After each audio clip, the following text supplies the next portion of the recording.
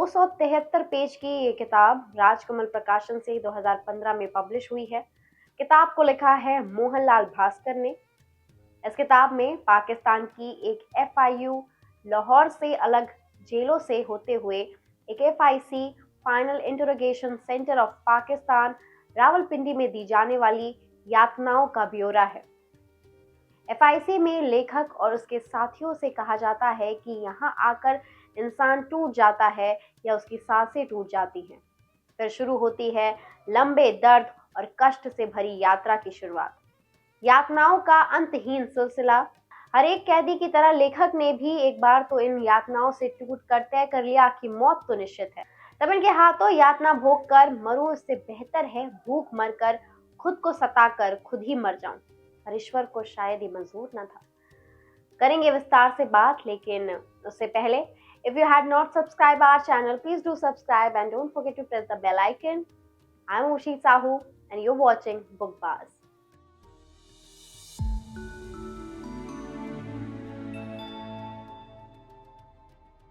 किताब में 1965 के भारत पाक युद्ध के दौरान उसके पाकिस्तान प्रवेश, मित्रघात के कारण उसकी गिरफ्तारी और लंबी जेल यातना का यथायथ चित्रण हुआ है।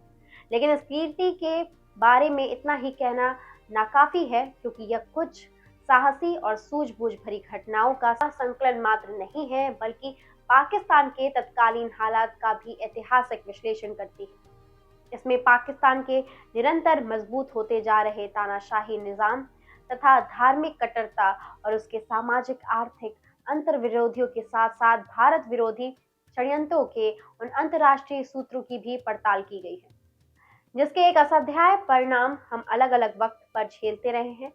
जहां एक और भास्कर ने पाकिस्तानी जेलों के नारकीय स्थिति, जेल अधिकारियों के अमानवीय व्यवहार के बारे में बताया है, वहीं पाकिस्तानी आवाम और मेजर अयाज अहमद शिप्रा जैसे व्यक्ति के इंसानी बर्ताव को भी रेखांकित किया है। ठिठुरती रात में नंगा करके चलते रहने का आदेश, जब तक कि बेहोश न हो जाओ तब तक मारते रहना, जब तक लहूलुहान होकर होश न खो दो। कांटों वाली छड़ी से मारना, बिजली के चेयर पर करंट लगाना, जलती सिगरेट, मशाल या लोहे की छड़ों से दागते रहना, एक एक करके दाढ़ी मूंछों के सारे बाल उखाड़ना, ये सब कुछ लेखक ने अपने अनुभवों के आधार पर किताब में लिखा है। लेखक को मिली यातनाओं के लिए खुशवंत सिंह ने लिखा है, दुनिया की सारी दौलत भी मुझे यातनाएं झेलने के लिए प्रेरित नहीं कर सकती। दौलत किसी को भी प्रेरित ना कर पाए, लेकिन देश के लिए जज्बा और मातृभूमि के लिए दिल में बसा प्रेम अनेक राष्ट्र भक्तों को ऐसा करने के लिए प्रेरित करता रहा है और आगे भी ऐसा करता रहेगा। यही कारण था जब मजिस्ट्रेट ने भास्कर के बार बार झूठ बोलने पर कहा, तुम मौत का नाम सुनकर होश खो बैठे। तो भास्कर का जवाब था, साहब, मौत से खौफजदा होने वाले कभी संगीनों की छाव में बॉर्डर क्रॉस करके दुश्मन की सपों में नहीं घुमा करते। थाना नौलखा लाहौर के थानेदार भारत विभाजन से पूर्व भास्कर के पिताजी के साथ नौकरी कर चुके थे और उनकी मित्र भी थे। वे जानते थे कि वर्षों की मन्नत के बाद उनके मित्र को ये इकलौता पुत्र मिला था। उसको यूं आकर कैद हो जाना, जिसके दो ही हस्र थे, मौत या उम्र कैद। उन थानेदार की आंखों में आंसू भर लाता है। शाही किला लाहौर में राजा गुल अनार खान के लिए कहा जाता था कि उसकी दहाड़े सुनकर इंसान तो क्या दीवारें भी बोल उठती थी। हर एक कैदी दुआएं करता था कि उसे फांसी की सजा भले ही हो जाए, पर वह राजा गुल अनार के हाथ न पड़े। लेकिन आश्चर्य की बात थी कि 6 महीने में एक बार भी उस राजा ने लेखक के हाथ तक नहीं लगाया। कुर्सी पर बिठाकर प्यार से बात की, बस एक ही बात कही कि मैं भी कभी चंद्रवंशी राजपूत था, राजस्थान में हमारा भी राज था, महल थे, लेकिन औरंगजेब के अत्याचारों के सामने हमने इस्लाम स्वीकार कर लिया। बुरा समय निकल जाने पर हमने ही कौमी भाइयों के सामने हाथ जोड़े, पैर पकड़े, नाक रगड़ी कि हमें फिर से हिंदू स्वीकार कर लो, लेकिन तुम्हारा दिल नहीं पसीजा। हमारी 3 पीढ़ी मिन्नतें मांगती रही, गिड़गिड़ाती रही, फरियाद करती रही, लेकिन किसी ने कुछ ना सुना, जबकि इस्लाम ने हमें गले लगाया। लेखक के सामने वहां इंसान बैठा था जिसके लिए पूरे पाकिस्तान में मशहूर था कि उसकी आंखों से आग बरसती है, लेकिन इस वक्त उसकी आंखों से पानी बरस रहा था।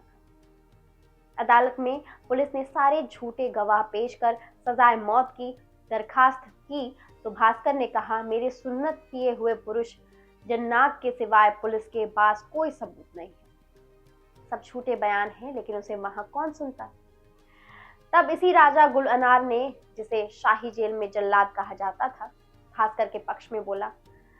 बाद में पूछने पर बताया, हाँ, मैं हिंदुओं से नफरत करता हूँ क्योंकि मुझे मुसलमान बना रहने पर तुम लोगों ने मजबूर किया, परंतु मैं सच्चा मुसलमान हूँ और कुरान की कसम खाकर दुश्मनों के लिए भी झूठ नहीं बोल सकता। यही नहीं, पाकिस्तान किस गर्त में जा रहा है, इस किताब में ये भी दर्ज है। पाकिस्तान का गुलबर्ग ऐसा शहर है जहां हर तीसरा चौथा महलनुमा घर कॉलगर का अड्डा है। जासूस भास्कर सबसे पहले गुलबर्ग में उस समय के पाकिस्तान के सदर याना खान की रखेल, जो कॉलगर का रैकेट चलाती थी, उसके यहाँ जाते हैं। जब वे दारू के नशे में होती है तब वे कई फौजी अफसरों की जानकारी उससे लेते हैं। यही नहीं, उस देश में फांसी की सजा प्राप्त कैदी भी जेल में कॉलगर बुलाते हैं और सुबह फांसी होनी है तो रात में लड़कियों से जिस्मानी भूख पूरी करते हैं। इतना ही नहीं, पैसे वाले अधिकांश लोग चार चार बीवियां अलग अलग शहरों में कोठियों में रखते हैं, उनसे धंधा करवाते हैं और उसी से पैसा बनाते हैं। ये बहुत सामान्य बात थी।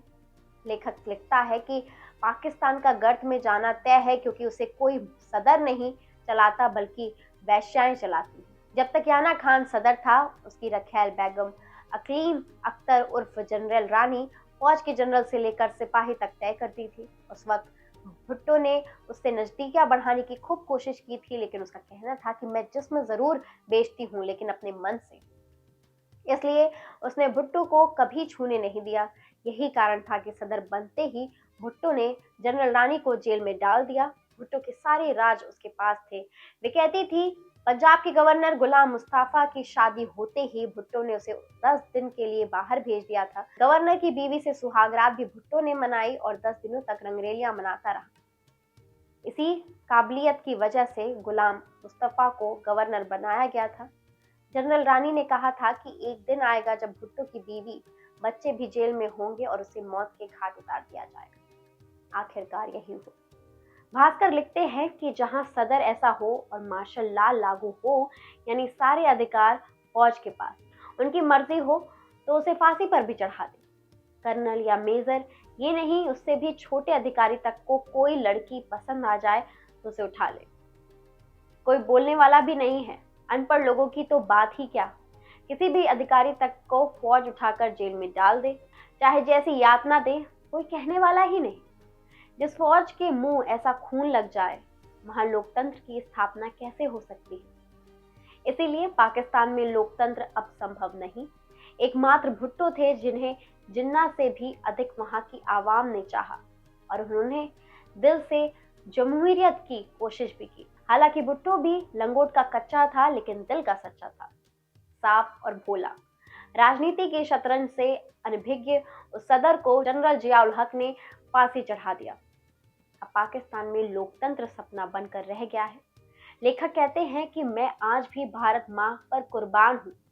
मैंने जो किया वो मेरा कर्तव्य था, लेकिन सत्ताधीशों के सामने देशभक्ति की बातें कितनी बेमानी होती है। आपको बता दें कि मोहनलाल भास्कर को जिस मिशन पर भेजा गया था, उसमें उन्हें पाकिस्तान के परमाणु कार्यक्रम की जानकारी इकट्ठा करनी थी, लेकिन उन्हें अमरीक सिंह ने धोखा दिया। सन 1967 से 1971 तक पाकिस्तान ने उन्हें लाहौर की खतरनाक कोट लखपत जेल में रखा था। भारत की इंटेलिजेंसी एजेंसी रॉ के जासूस मोहनलाल भास्कर को पाकिस्तान ने उस समय गिरफ्तार कर लिया था जब वो एक काउंटर इंटेलिजेंस ऑपरेशन को अंजाम दे रहे थे।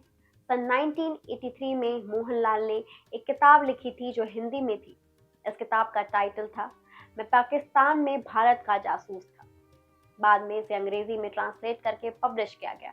जब वे मियांवली जेल में थे तो वहीं पर वो शेख मुजीब उर रहमान से मिले थे। मुजीब उर रहमान बांग्लादेश के फाउंडर थे और प्रधानमंत्री शेख हसीना के पिता थे। उन्हें पाकिस्तान की मियांवली जेल में ही रखा गया था। भास्कर ने तो यहाँ तक बताया था कि पाकिस्तान एयरफोर्स के बेस पर इंडियन एयरफोर्स के फाइटर जेट्स ने लगातार बम गिराए थे। भास्कर को सन 1971 में जेल में उस समय रिहा किया गया जब भारत पाकिस्तान के बीच शिमला समझौता साइन हुआ था। इस समझौते के बाद पाकिस्तान के तत्कालीन पीएम भुट्टो ने पाक की जेल में बंद भारतीय कैदियों को रिहा करने का रजामंदी दी थी। 54 भारतीयों को पाक की अलग अलग जेल से रिहा किया गया था। उम्मीद है आपको हमारा ये वीडियो पसंद आया होगा। ऐसी ही वीडियो को देखने के लिए हमारे चैनल को सब्सक्राइब